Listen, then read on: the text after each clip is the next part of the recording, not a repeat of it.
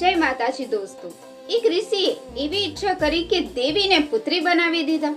શું તમે આ કથા સાંભળી છે? હા મિત્રો, આ છે ચૈત્ર નવરાત્રી દિવસ 6 માં કાત્યાયનીની કથા.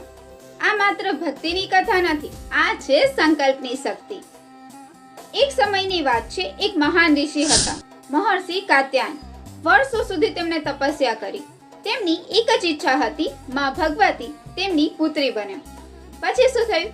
પછી માં ભગવતી તેમના પર પ્રસન્ન થયા અને તેમને ત્યાં અવતર્યા. એટલે તે કહેવાયા માતા કાત્યાયની.